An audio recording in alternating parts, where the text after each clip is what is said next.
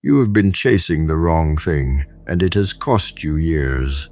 Motivation, inspiration, the surge of energy that makes you feel unstoppable for a few days before it fades and leaves you exactly where you started. You wait for it, depend on it, and when it disappears, as it always does, you stop telling yourself you will begin again when the feeling returns. This cycle has defined your attempts at building a better life.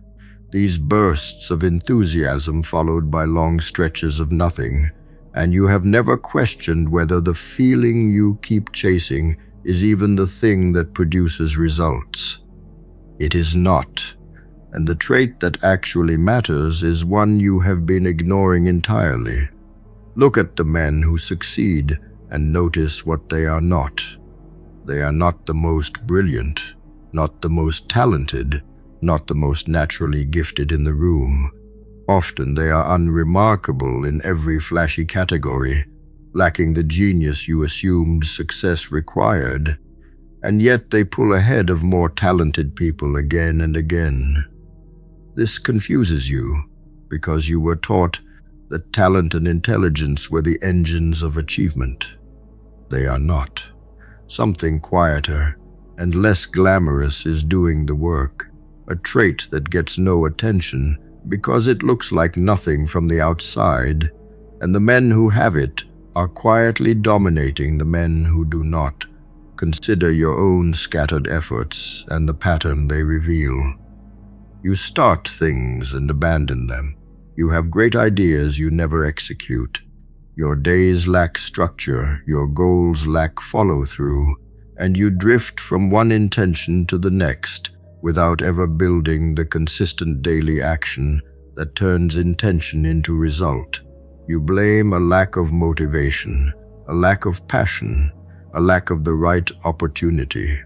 The real deficit is none of these. It is the absence of a single trait that would organize your effort, sustain your discipline, and carry you through the unglamorous work that success actually requires, and its absence is why your potential keeps dissolving into nothing.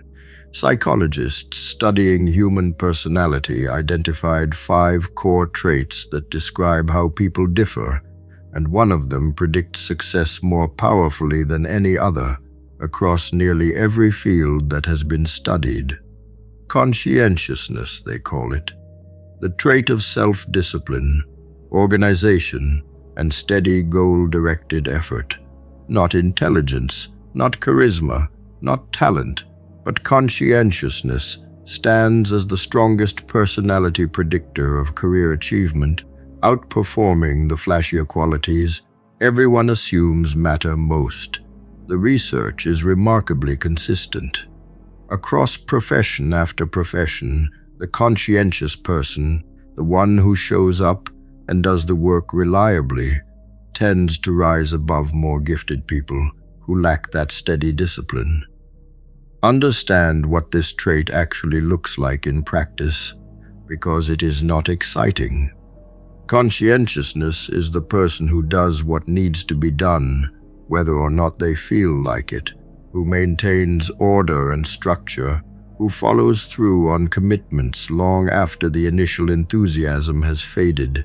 It is dull, it generates no dramatic moments, no bursts of inspiration, no highlight reel, and that dullness is precisely why so few people develop it, because everyone is chasing the exciting qualities, while the boring one quietly determines who actually wins. The trait that predicts success better than any other is the one nobody wants, because it offers no thrill, only results. Here is the liberating discovery hidden in this research. Personality traits, including conscientiousness, are not fixed at birth.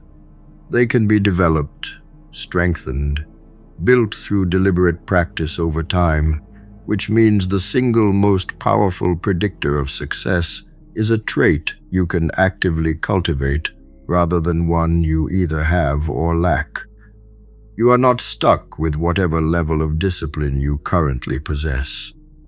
The conscientiousness that drives achievement can be grown through consistent effort, the same way a muscle grows through consistent training.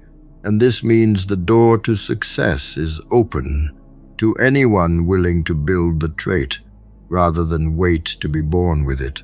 Recognize why chasing motivation has failed you so completely. Motivation is a feeling, and feelings are unreliable, arriving and departing on their own schedule, present when you do not need them, and absent when you do. Conscientiousness does not depend on feeling. It is the capacity to act regardless of your emotional state, to do the work when you are tired, uninspired, or would rather do anything else. This is why the conscientious person outperforms the motivated one over time. The motivated person works when inspired and stops when the feeling fades, while the conscientious person works steadily through every mood, accumulating results the motivation chaser can never match. Look around and you will see the same loops repeating in different men, under different names, inside different lives. One man is stuck in a soul-breaking job, and every week he talks about the life he actually wants, the business he might start, the move he might make, the skill he might learn, the version of himself he keeps describing like a prophecy. Then Monday comes and nothing changes. Another man is trapped in pleasure cycles, running from pressure through alcohol, women, food, content, scrolling, lust, noise, anything that gives him relief before the truth can catch him. Another keeps starting things and abandoning them when the hard part arrives. So his life becomes a museum of unfinished versions of himself. Another lives in the past or the future, replaying what hurt him or rehearsing what might happen, while the only real place where change can occur is left unattended. These are not random problems. These are loops. The first loop is the man who keeps talking about escape while feeding the cage. He hates the job, or at least hates what the job has done to his spirit. But he has built no serious route out. He complains with intelligence. He can explain the system, the boss, the hours, the unfairness, the wasted talent, the dreams being delayed, the exhaustion that follows him home. His analysis may even be correct. That is what makes it dangerous. A correct complaint can still become a prison if it replaces action. He says he wants another life, yet his calendar shows no protected hour for it. No skill block, no savings plan, no applications, no business attempt, no serious practice. No uncomfortable conversation with himself about what must change. The job may drain him, but the deeper damage comes from watching himself speak about freedom, while repeatedly proving that freedom is not scheduled. The second loop is the man who keeps escaping into pleasure and calling it living. He finishes the day with pressure in his body and reaches for whatever changes the state quickly. A drink makes the evening softer. A woman gives him temporary proof that he is wanted. A screen gives him endless rooms to disappear into. Food gives comfort without requiring honesty. Music and fantasy let him feel powerful without producing evidence. This man is not always lazy in an obvious way.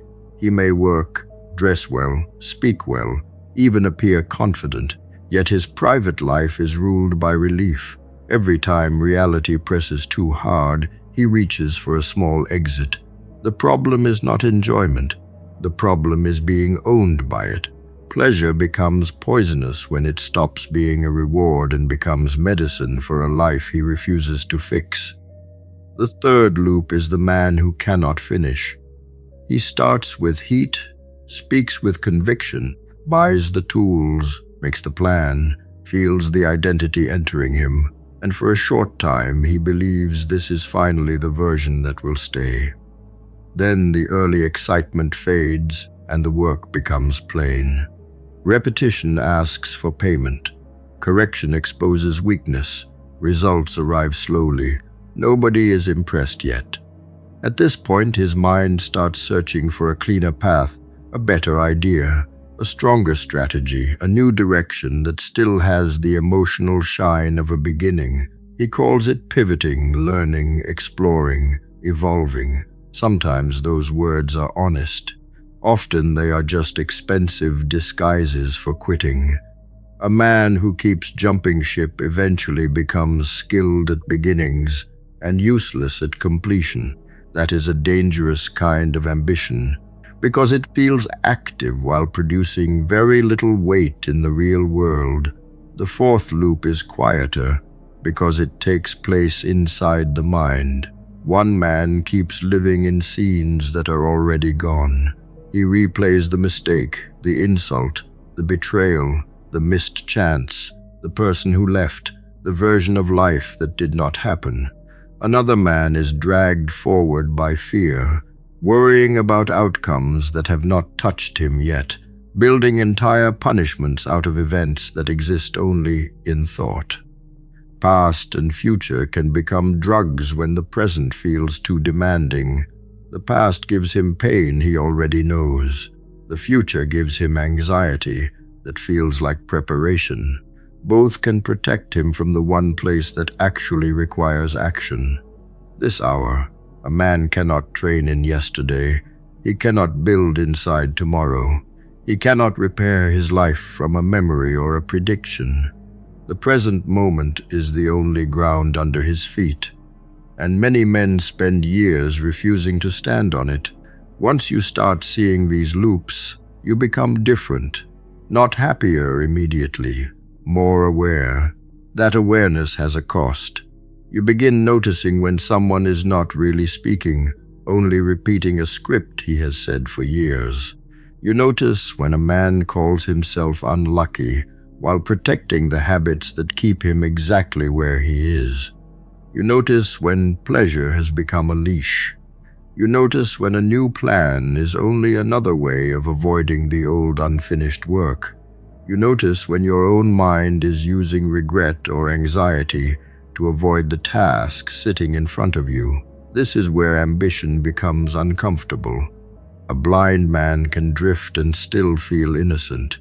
A man who sees the pattern cannot pretend so easily.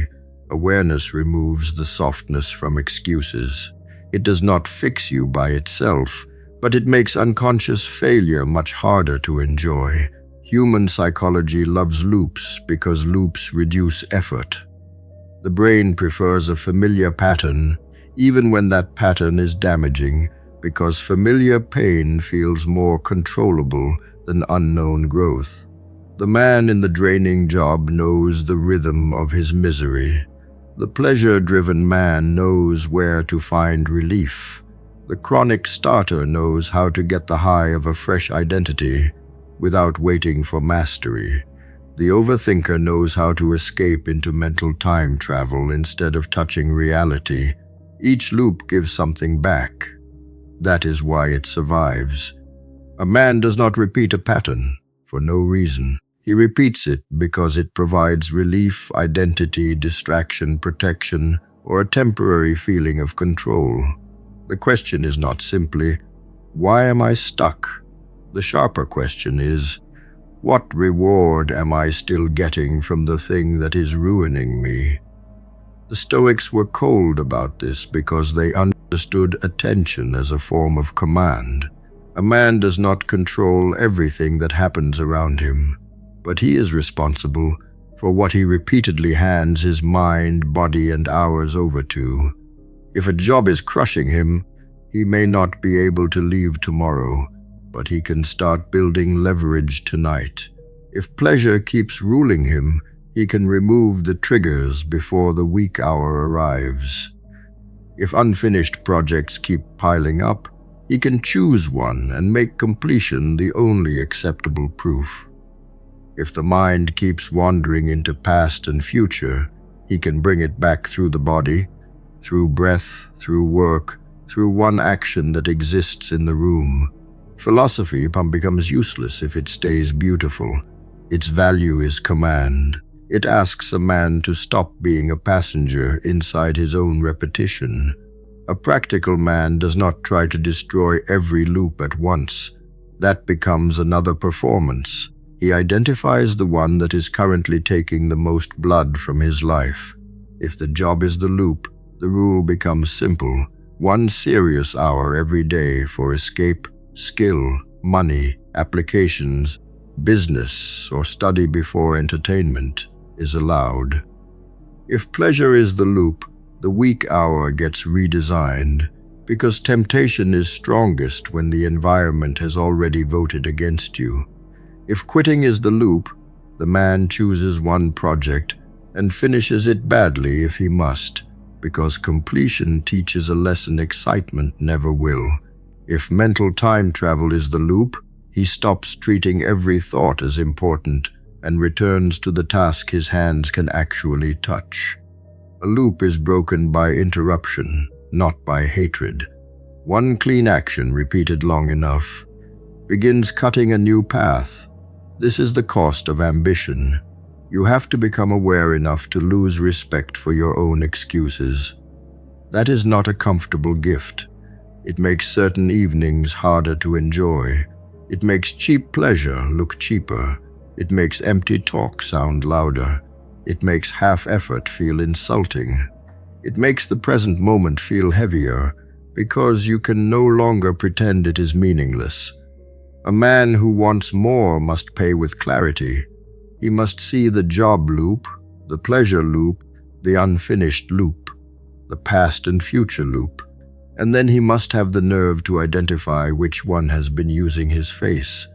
The world is full of men who are not stupid, not hopeless, not incapable, but asleep inside patterns that have become normal. Seeing the pattern is the first knife. Using that knife is the beginning of freedom. Endurance researchers have documented something remarkable that happens to those who push past that first burn, an event they call the second wind. After a period of intense effort, when the body has been struggling and the discomfort has peaked, something shifts. The body suddenly recruits alternative metabolic pathways, changing how it produces energy, and the effect is dramatic. The pain reduces. Performance actually increases. The runner who pushed through the burn reports feeling almost superhuman, as if a hidden reserve had opened up. A second engine, firing after the first one, seemed to fail. A capacity that was there all along, inaccessible until the burn was endured. Understand the cruel condition attached to this second wind. It comes only to those who did not stop. The men who quit at the first burn never experience it, never feel that shift into a higher capacity, never discover the hidden reserve, because the reserve only opens on the far side of the discomfort they refuse to endure. They do not merely miss the second wind. They do not even know it exists. Having always stopped at the burn, they have no concept of what lies beyond it, no awareness of the capacity they possess, living their entire lives believing the first burn was their limit when it was only the toll booth in front of a hidden reserve. Here is what this reveals about human capacity in general, far beyond running. Your limits are almost always further out than the point where discomfort begins, and the burn you interpret as your maximum is usually just the entrance to a reserve you have never accessed. The body holds back capacity, protecting itself, releasing the hidden reserves only when you push hard enough to prove you need them. This is why the second wind exists. Your system keeps a reserve locked away, and the only key is the willingness to endure the burn that guards it.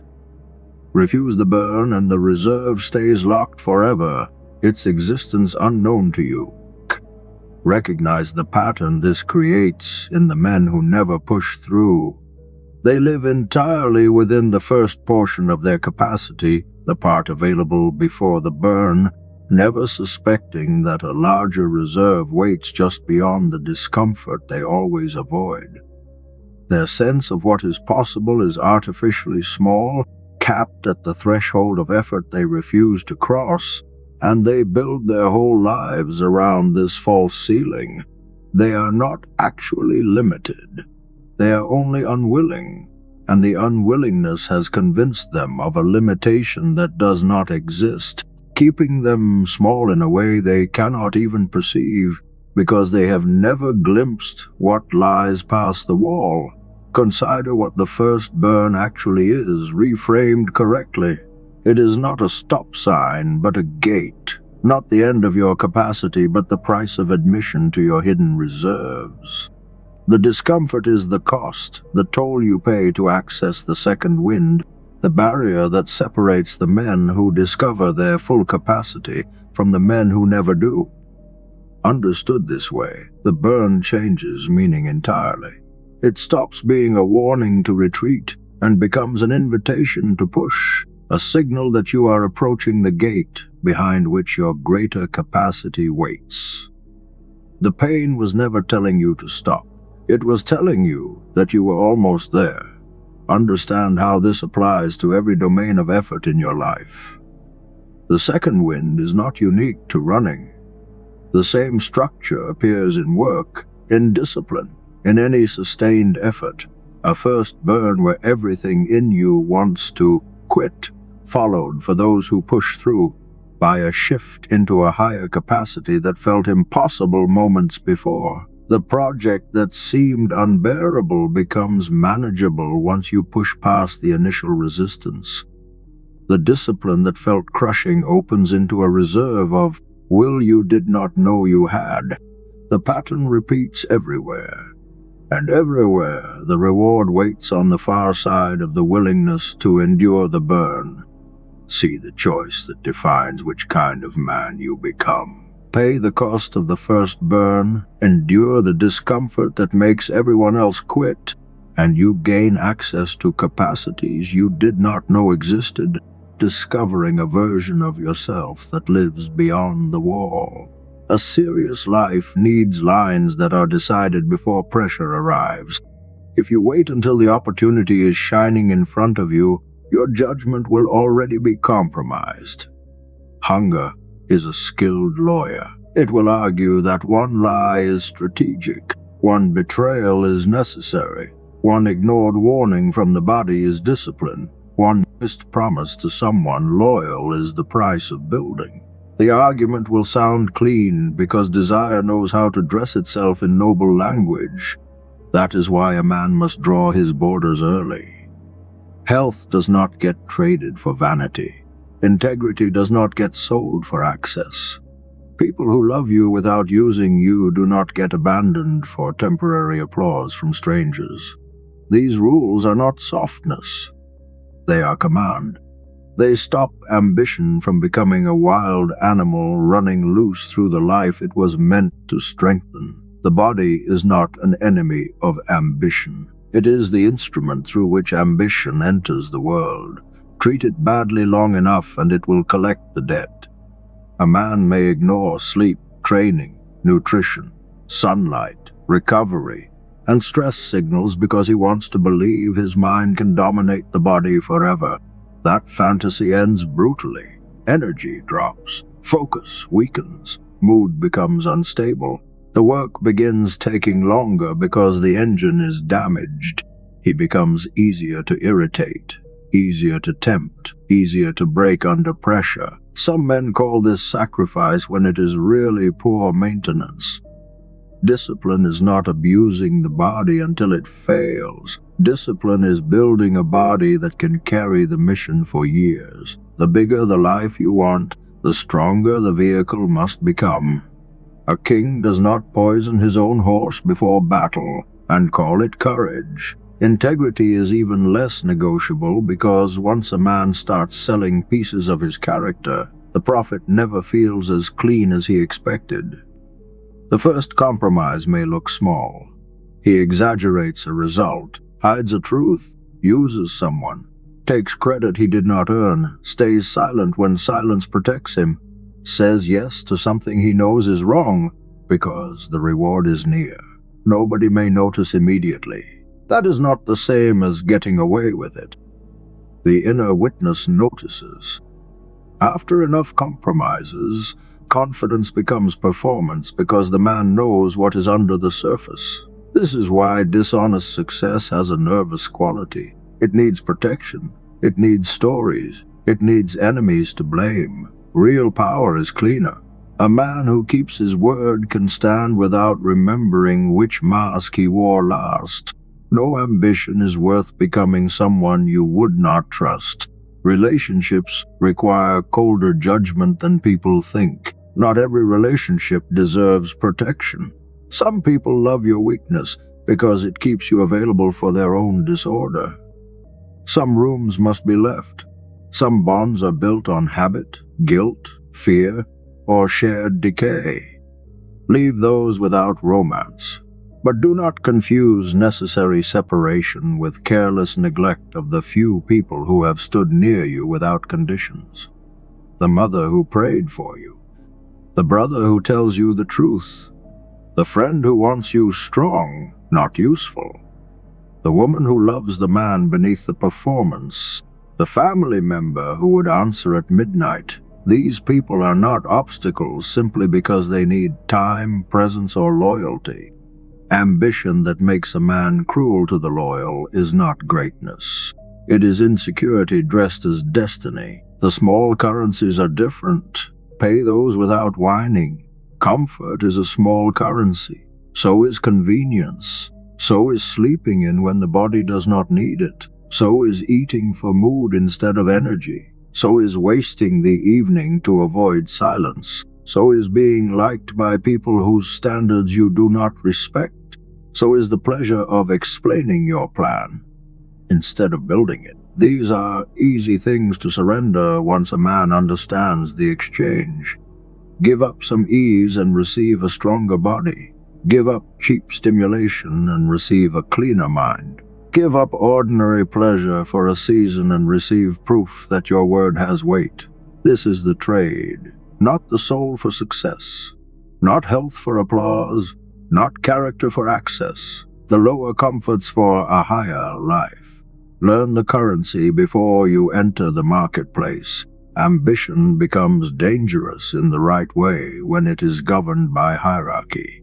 The highest things must remain highest. God, health, truth, duty, love, honor, the mission, the craft, the body, the people who are truly yours, these must be placed in proper order.